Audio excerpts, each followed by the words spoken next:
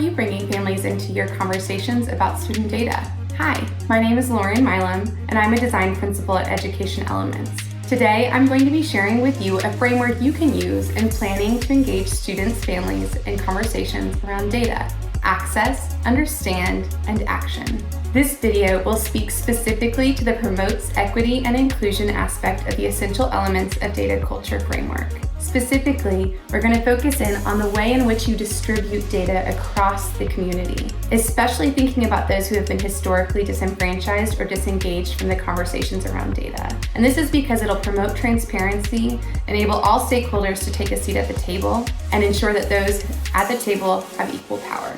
Let me start by telling you a quick story. Recently, I had to find a new pediatrician for my young son. After his initial visit, the nurse at checkout told us that all of his records would be available in the patient portal. I didn't need any of his records at the time, so I didn't make much of it and figured that'll be really handy when it comes time to use it. But a few weeks later, my son came home from school with what I like to call the daycare crud. And given the pandemic and everything going on, out of an abundance of caution, I kept him home and called our pediatrician. Through the telehealth visit, the pediatrician said he probably had an ear infection, but an ear infection can result from COVID and all the congestion and coughing. So he recommended we go get a COVID test, which my toddler son loathed. As we were driving away from the testing site, the technician said once again, the results will be available in your patient portal. I don't actually know where that is. I haven't logged into the patient portal yet, but I'm sure I can figure it out, right? So I get home and I look through the 12 pamphlets that they gave me at the testing site. A lot of helpful information about the testing process, but no link to the patient portal. I look in my email where I had the confirmation for both his initial visit and the testing appointment. No link to a patient portal. So I go to the pediatrician's website. Still no patient portal. At this point, I am frankly exhausted and home with a sick kid while trying to work full time, so I honestly gave up. I figured my kid is home until Monday at least, so I'll figure it out over the weekend when I have more time. And they had mentioned they'd call if he was positive for contact tracing anyway, so I figured I'll know one way or another. But to go back to daycare, I needed the proof that he was negative. So on Monday morning, I called the pediatrician just to confirm. It was high stakes, I didn't want to spread the disease if that's what it was, and he was all fine, it was all good. But it took me many hours and many efforts to figure out the results that I needed, and I still never found that patient portal. Now, my experience is not dissimilar from that of parents or family members supporting their students. They may hear through Meet the Teacher Night or back to school paperwork that there is a parent portal that they can log into to access their students' data, but that doesn't mean that they know how to access it, and it surely doesn't mean that they know how to best support their learner based on what they see. I have seen scattershot family engagement strategies in many places. You might have a back to school night that's really geared towards building initial relationships. You might have parent-teacher conferences that vary in structure and style from teacher to teacher, let alone from school to school. But I wonder, what would happen if we were thoughtful and purposeful about the ways in which we engaged our families in conversations about student data, so that those conversations went beyond getting to know you or basic niceties, and instead were what Judith Warren Little called learning-rich conversations for everyone? You may be thinking, Lauren, that's all well and good, but how on earth am I supposed to do that? No worries, there's a research-based framework that you can use to plan your efforts for family engagement around data conversations: access, understand, and action. Families care deeply about how their child or student is doing in school. Giving them access to the data can help them better support their learner and make them feel more connected to their school. When I hear teachers and educators talking about how parents don't even care right now, I find myself wondering, is it that they don't care or that they don't know? The challenge now is not necessarily making sure that families have access to online platforms. We troubleshot a lot of that in the early days of the pandemic. Instead, now the challenge is whether parents and families know that they have the access that they need. Here are some strategies that you may employ to increase access in your community. Consider using early touch points in the school year, not just to tell families that there is an online portal, but to show them how to access it and get them engaged right away. For example, consider having family members sit down with their student and fill out a learner profile that helps you get to know your students and also gets parents engaged in the online portal right away. Understand. Once families have access to the data, that doesn't mean that they necessarily know what to do. To help your families in supporting their students' learning, you need to make sure that they understand the data in the context of their students' short and long-term successes. If the data in the dashboard is complicated, convoluted, or requires a special training to understand, you might ask yourself if the data is truly accessible. Here are 3 strategies you can employ to support families as they access and use their students' data. The first strategy is to add a little context. Ask yourself if the numbers make sense standing alone. If not, you might consider adding some help text so that parents know what it is that they're looking at. Take, for example, attendance. If I know that my child's missed 3 days, but I don't know that day 4 is when he or she is technically considered truant, I might not have any cause for concern. But adding a small sentence right under the data that explains the district's truancy or attendance policy would go a long way in helping me better support my child through the year. Second, be consistent. If data is only updated at the very end of the quarter or the semester, family members are going to figure that out and they're going to stop checking it because they may as well wait for the report card. Third, be explicit. Provide parents and family members explicit training on how to access the dashboard and what they should be looking at. This could take place through a community training or during the first parent-teacher conference night where the teachers would log in with the parents and show them exactly what they're looking at. Last but not least is action. The ultimate goal of involving family members in data conversations is to produce a long-lasting change in student learning. You can only do this if family members access, understand, and then are able to act on this data in the dashboard. Here are 2 strategies you might employ in order to help your family members in your community support their learners. The first is to consider adding some context about what you know best about the learners. That is their strengths and areas for growth, their passions and interests. Adding this type of information can serve as a push-off point for conversations between family members and students that will ultimately allow them to better support their students' learning needs. The second would be to link resources, activities, great websites, and information that you find helpful in the dashboard itself, so that if as a parent or family member, I see that my student has a need in math, specifically 3rd grade fractions, let's say, I'm able to click right in there to the Khan Academy link, log in, and access some practice problems that I can use to support my learner right then and there. With access to data, an understanding of what's in the data dashboard, and a clear and compelling understanding of how to use the data, parents and family members can actively engage with teachers and other educators to actually support their learners in a way that complements what's happening in school. They can provide helpful support as students transition from one grade or one school to the next. They can make sure that the resources and support that are going into supporting their student are aligned with the student's long-term goals, and they can actively engage in the conversation about the needs of the community, the needs of the school, and the decisions that are being made on behalf of the student. Now, if you'll remember, this video started out talking about the promotes equity and inclusion element of the essential elements of data culture. So as you go into your breakout sessions, I encourage you to think about the following question. In what ways might rethinking family engagement strategies to be more coherent and connected to data practices promote equity and inclusion? What are the potential pitfalls you want to avoid?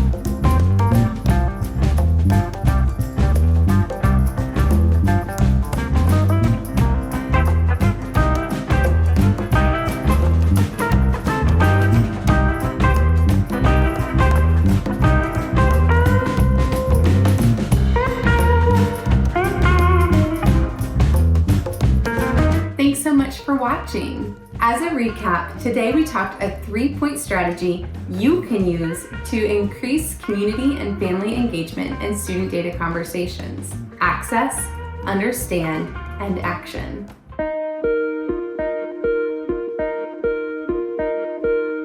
How many times have you heard knowledge is power, or measure what matters, or maybe less ubiquitously, you grow what you feed? Hi, I'm Campion, an associate partner at Education Elements, and in this video, I will be sharing with you the definition of a keystone habit, exploring ways that you could find your keystone habit, and discussing the data habit cycle. This section is aligned with the sustainable element of the essential elements of data culture. If our cliches are any indicator, we can all agree that collecting, reviewing, and understanding data is a pretty important life skill. Because after all, knowledge is power, and we do measure what matters, and you do grow what you feed, meaning if you pay attention to something, it tends to thrive more than if you ignore it. In education, we know that data often has the power to win any argument. Once we've agreed on the value of referencing and knowing data when making decisions, we're left with a question about how to be sure that this value lives out in the daily practices and culture of an organization. This is where the idea of a keystone habit comes in. Now you may be wondering, what's a keystone habit? I first learned about keystone habits when I read the book, The Power of Habits, Why We Do What We Do by Charles Duhigg. James Clear, in his book Atomic Habits, refers to them as gateway habits. But for the purposes of our conversation, we're going to stick with keystone habits. A keystone habit is a really high leverage practice that you can put into place, and once it's embraced, it can transform everything. Embracing a keystone habit harnesses the willpower and the attention of the group to focus on one really important thing. That offers the group clarity and some concrete actions that they can take to address a problem. Okay, but how do you find your keystone habit? Well, a keystone habit is going to have 4 characteristics. It's going to be aligned with your values. It's going to offer you small wins. It's going to naturally lead you down a more productive path, and it's going to be as easy as possible to start. So how does this relate to data culture? Well, data and habits go together like peanut butter and jelly. First, you can use your data to determine your starting point as you build your habit. A super simple example. My keystone habit is that I weigh myself every day. So on day 1, I weighed myself to get a sense of my starting point. And my theory in beginning this habit was that by weighing myself every day, I would become a little more conscious of things like how much I was eating, how much water I was drinking, how often I was moving. And in weighing myself every day, I'm building the habit of reviewing data. So there. I built a habit of collecting and reviewing data, and that habit has cascaded into other more positive habits. So this brings us to a consideration of the data habit cycle and the role of keystone habits in building a sustainable data culture. When you consider the data habit cycle, what you're really doing is that regular review of data after you've identified and implemented your habit helps support sustaining data culture because you are scaling comfort and fluency with examining data. Once you have examined and reviewed the data, you may want to revise, refine, or add to your habit, depending on what you learned. This practice supports the development of a responsive culture in which you are making timely adjustments in response to changing needs. Take some time now to brainstorm one habit that you can introduce to your team to start moving toward your goal.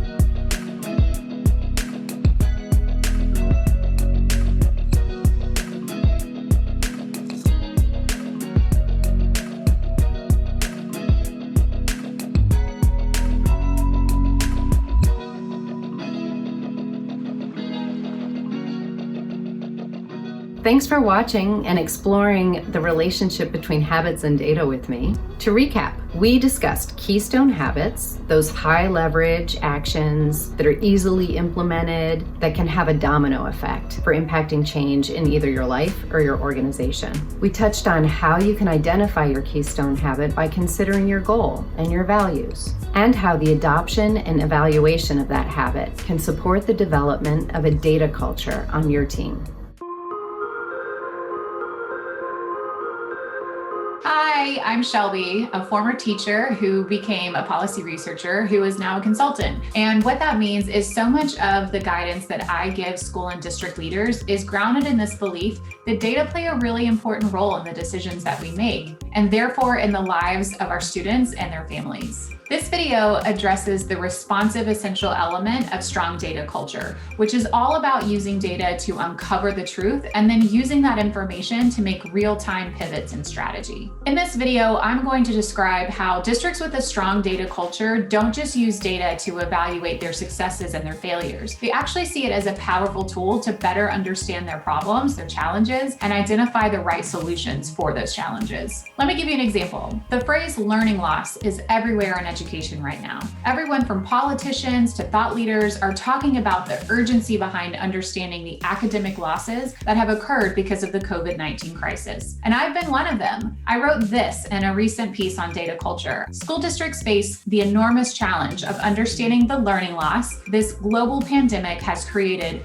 knowing that our most vulnerable students, the students who were already behind, have likely been the most impacted. And then I read what a veteran teacher from Boston Public Schools had to say in an Ed Week piece. She wrote, "People in charge of making policy decisions are so far removed from the experience of pandemic schooling that their decisions don't even seem to reflect the lived realities of young people."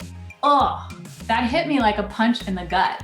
Here I was making all of these assumptions about what was and wasn't happening in school districts across the country from my home office. As school and district leaders, it's easy to assume that we know the problems that we should be solving for and that we deeply understand those problems. But the risks of those assumptions are enormous. Wasting precious resources like time and money on the wrong solutions is bad enough. But if it turns out we're actually solving for the wrong thing, then the real problems, the ones that are really hurting our students, are being completely ignored. Organizations and teams with a strong data culture have a habit of going to the data first. They deeply investigate the challenges and their assumptions associated with it, which gives them a far better chance of identifying the right solutions. Here are 3 steps to consider as you're trying to build more responsive data practices into your team or across your organization. First, you know the saying, seek first to understand? When you first hear about or observe or think you've identified a problem, ask a ton of questions. I like the 5 why protocol, where you state something you know or believe to be true, and then you ask why 5 times, trying to get to the root cause. And don't let yourself make any assumptions. If you don't know the answer to that why question, go deep into the data or ask people, especially the people that are likely most directly impacted by the challenge. Next, identify solutions that are most tightly aligned with the root cause you identified in step 1. I really like a theory of action for this, where you name solutions that you're going to try, and then right next to them, you list the immediate actions that you think will come out of implementing those solutions, and then finally the outcomes that you expect to see after those actions occur. Those outcomes should tie directly back to the root cause that you identified in step 1. Finally, use your theory of action to identify the right indicators to evaluate whether or not those solutions are working. There's 3 different kinds of indicators you can use for this. There's fidelity. Is that solution being implemented